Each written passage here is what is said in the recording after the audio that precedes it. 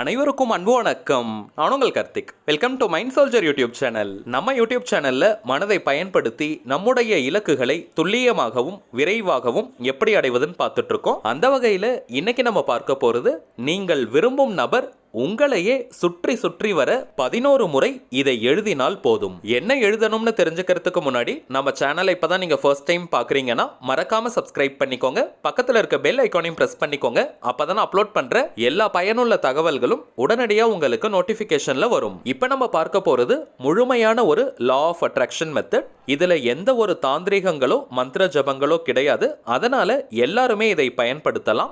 Law of அட்ராக்ஷன்ல இருக்கக்கூடிய angel நம்பர்ஸை இதுல நம்ம பயன்படுத்தி இருக்கோம். காதலை ஈர்க்கக்கூடிய 4 செட் ஆஃப் ஏஞ்சல் நம்பர்ஸை இந்த மெத்தட்ல நம்ம பயன்படுத்தி இருக்கோம். பொதுவாகவே ஒவ்வொரு எண்களுக்குமே தனித்தனியான ஆற்றல்களும் சக்திகளும் இருக்கு. தொடர்ந்து சில முறைகள் குறிப்பிட்ட நம்பர்ஸை நம்ம சொல்லிக்கிட்டே இருந்தாலோ அல்லது எழுதினாலோ அந்த நம்பர்ஸ்க்கு உண்டான ஆற்றல்கள் நமக்கு கிடைக்கும். மேலும் சில குறிப்பிட்ட காம்பினேஷன்ல இருக்கக்கூடிய நம்பர்ஸை ஏஞ்சல் நம்பர்ஸாக நமக்கு கொடுத்திருக்காங்க. இந்த காம்பினேஷன்ல இருக்கக்கூடிய நம்பர்ஸ்க்கு இன்னும் அதீதமான சக்திகள் இருக்கு. அதனால தான் இவைகளை ஏஞ்சல் நம்பர்ஸாக குறிப்பிடுறாங்க. வாழ்க்கையின் எல்லா விதமான தேவைகளுக்குமே ஏஞ்சல் நம்பர்ஸ் இருக்கு. இன்னைக்கு நம்ம பார்க்க போகும் இந்த ஏஞ்சல் நம்பர்ஸை பயன்படுத்தும் பொழுது நாம் விரும்பும் நபருடைய மனதில் நம்மை பற்றிய அன்பான காதல் மிகுந்த உணர்வுகளை தோன்ற செய்யும். யாரெல்லாம் இதை பயன்படுத்தலாம்னு பார்த்தோம்னா, கணவன் மனைவி மற்றும் உண்மையான காதலர்கள். நம்ம சேனலுடைய அனைத்து சப்ஸ்கிரைபர்ஸ் மற்றும் வியூவர்ஸ் நல்ல நோக்கத்திற்காக மட்டுமே இந்த மெத்தடை யூஸ் பண்ணணும். காதலர்கள்னு வரும்பொழுது ஒன் சைட் லவ்ல இருக்கிறவங்க மற்றும் லவ் பிரேக்கப்ல இருக்கிறவங்களும் இதை தாராளமாக பயன்படுத்தலாம். உங்களுடைய காதல் உண்மையாக இருக்கிற பட்சத்துல உடனடியாக ரிசல்ட் உங்களுக்கு கிடைக்கும். பிரிந்து வாழும் கணவன் மனைவி நீங்க ஒன்று சேரணும்னு நினைக்கிறீங்கன்னா இந்த மெத்தடை நீங்க பயன்படுத்துங்க.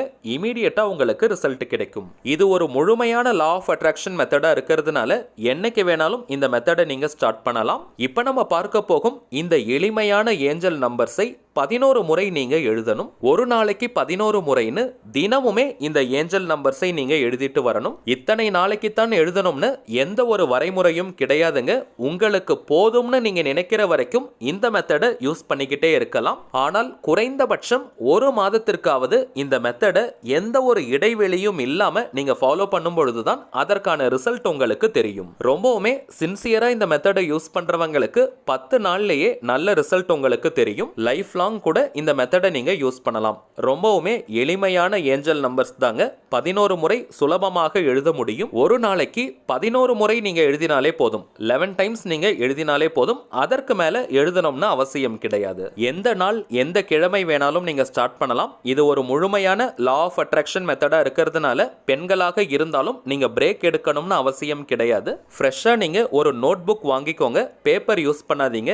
ஏன்னா குறைந்தபட்சம் ஒரு மாதத்திற்கு நம்ம எழுத போறோம். அதனால பேப்பர்களை பயன்படுத்த வேண்டாம். அன்ரூல்டு நோட் புக், அதாவது கோடு போடாத நோட் புக்கா நீங்க பார்த்து வாங்கிக்கோங்க. ஆல்ரெடி நீங்க லா ஆஃப் அட்ராக்ஷன்ல இருக்கக்கூடிய அஃபர்மேஷன்ஸ் அல்லது ஸ்விட்ச் வேர்ட்ஸ்க்காக நோட் புக் வச்சிருந்தாலும் அதை நீங்க பயன்படுத்த வேண்டாம். இப்ப நம்ம பார்க்க போகும் இந்த மெத்தடுக்கு தனியா நீங்க ஒரு நோட் புக்கை யூஸ் பண்ணுங்க.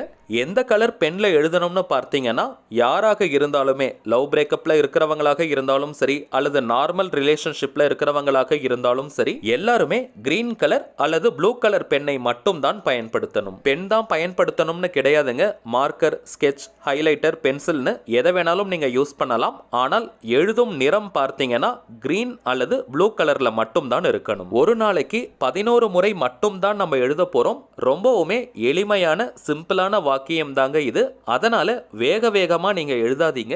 ஒரு மிஷன் மாதிரி இந்த வேலையை நம்ம செய்யக்கூடாது.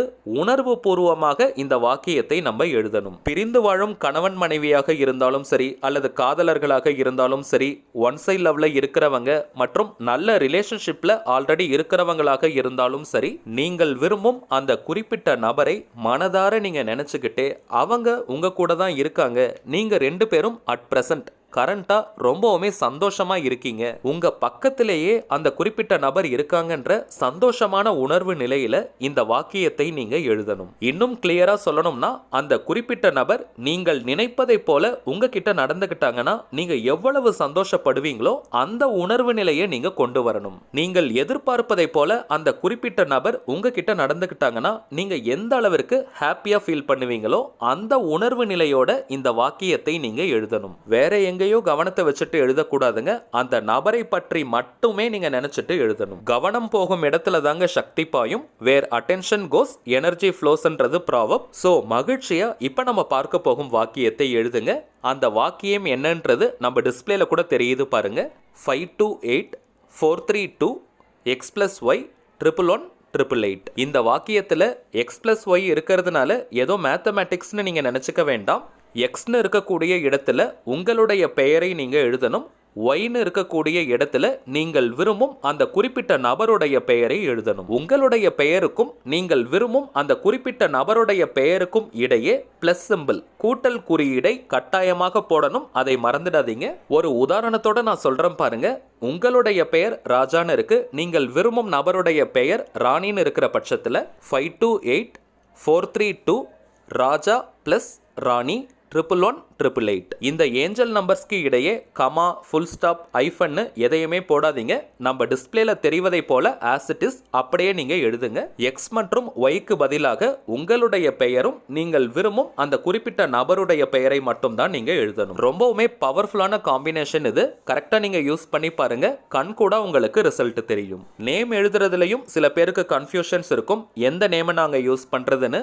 நீங்கள் விரும்பும் அந்த குறிப்பிட்ட நபரை என்ன நேம் சொல்லி கூப்பிடுவீங்களோ அதை நீங்க பயன்படுத்துங்க. அது ஷார்ட் நேம், பெட் நேம் எதுவாக இருந்தாலும் சரி அதை நீங்க யூஸ் பண்ணிக்கலாம். நேம் யூஸ் பண்ணாதவங்களாக இருந்தீங்கன்னா அந்த குறிப்பிட்ட நபரை அதிகபட்சமாக என்ன நேம் சொல்லி கூப்பிடுவாங்களோ அந்த பெயரை நீங்க யூஸ் பண்ணுங்க. உதாரணத்திற்கு அவங்க படிச்ச ஸ்கூல்ல, காலேஜ்ல, ஒர்க் பண்ற இடத்துல என்ன நேம் சொல்லி கூப்பிடுவாங்களோ அந்த பெயரை நீங்க யூஸ் பண்ணிக்கலாம். அடுத்ததாக எந்த நேரத்துல இதை எழுதணும்னு பார்த்தீங்கன்னா ரொம்பவுமே பெஸ்டான டைம் நைட்டு நீங்க தூங்க போறதுக்கு முன்னாடி இதை எழுதுங்க. ஷிஃப்ட்ல ஒர்க் பண்றவங்களாக இருந்தாலும் எந்த நேரத்தில் நீங்க தூங்க போவீங்களோ அதற்கு முன்னாடி 11 முறை இந்த வாக்கியத்தை நீங்க எழுதுங்க. அந்த நேரத்தில் எழுத முடியாதவங்க உங்களுக்கு எப்போ ஃப்ரீ டைம் கிடைக்குமோ, நீங்க எந்த நேரத்தில் ரொம்ப ரிலாக்ஸ்டா ஒரு தனிமையில இருப்பீங்களோ அந்த நேரத்தில் இந்த வாக்கியத்தை எழுதுங்க. ஆல்ரெடி நம்ம பார்த்தோம் கவனம் ரொம்பவுமே முக்கியம்னு. அதனால நீங்க தனியாக இருக்கும் நேரமாக பார்த்து இந்த வாக்கியத்தை எழுதுங்க. யாராவது நீங்க எழுதுறத பார்த்துக்கிட்டே இருந்தாங்கன்னா உங்களுடைய கவனம் சிதறும். சோ ஒரு 5 நிமிடம் இந்த மெத்தடுக்காக ஒதுக்கி நீங்க தனிமையில உட்கார்ந்து இந்த வாக்கியத்தை எழுதுங்க. நீங்க எழுதுற அந்த நோட் புக்கை வீட்லயும் நீங்க வச்சுக்கலாம், அல்லது ஆபீஸ்ல இல்ல வேற இடத்துல நீங்க எழுதுறீங்கன்னா அங்கேயும் நீங்க வச்சுக்கலாம். யாரும் அந்த நோட் புக்கை எடுத்து பார்க்காத மாதிரி நீங்க வச்சுக்கணும். யார்கிட்டயுமே இப்படி ஒரு மெத்தடை நீங்க ஃபாலோ பண்றதை ஷேர் பண்ணாதீங்க. குறிப்பாக யாருக்காக இந்த மெத்தடை நீங்க யூஸ் பண்றீங்களோ அவங்களுக்கு எப்பவுமே இப்படி ஒரு மெத்தடை நீங்க பயன்படுத்துறது தெரியவே கூடாது. மெத்தட் உங்களுக்கு உடனடியாக ரிசல்ட் கொடுக்கணும்னா எப்பவுமே நம்ம பார்க்கக்கூடிய முக்கியமான ட்ரிக், இந்த டெக்னிக்கை நீங்க யூஸ் பண்ற நேரத்தை தவிர்த்து மற்ற நேரங்கள்ல அந்த குறிப்பிட்ட நபரை பற்றி அவ்வளவாக நீங்க நினைக்காதீங்க. உங்களுக்கு சந்தோஷம் தரக்கூடிய வேறு பக்கம் கவனத்தை திருப்பும் பொழுது உடனடியாக ரிசல்ட் உங்களுக்கு கிடைக்கும். கரண்டா நீங்க எத்தனை லா ஆஃப் அட்ராக்ஷன் மெத்தட் அல்லது தாந்திரிக முறைகள் ஃபாலோ பண்ணிட்டு இருந்தாலும் இந்த மெத்தடையும் நீங்க சேர்த்து யூஸ் பண்ணலாம். ரொம்பவுமே டிஃபரெண்டான அதே நேரத்தில் பவர்ஃபுல்லான மெத்தட் இது. யூஸ் பண்ணி பாருங்க, உடனே ரிசல்ட் உங்களுக்கு தெரியும். சரிங்க, அவ்வளவுதான் இந்த பதிவு. நிச்சயமா உங்களுக்கு பயனுள்ளதா இருந்திருக்கும்னு நினைக்கிறேன். மேலும் இந்த வீடியோ உங்களுக்கு பிடிச்சிருந்தா மறக்காம லைக் பண்ணுங்க. நம்ம சேனலையும் சப்ஸ்கிரைப் பண்ணிக்கோங்க. தேவைப்பட்டுச்சுன்னா உங்க ஃப்ரெண்ட்ஸ் அண்ட் ஃபேமிலிக்கு இந்த வீடியோவை ஷேர் பண்ணுங்க. அடுத்ததா இன்னொரு முக்கியமான தலைப்போட நான் உங்களை சந்திக்கிறேன். என்றும் அன்புடன் கார்த்திக். நன்றி.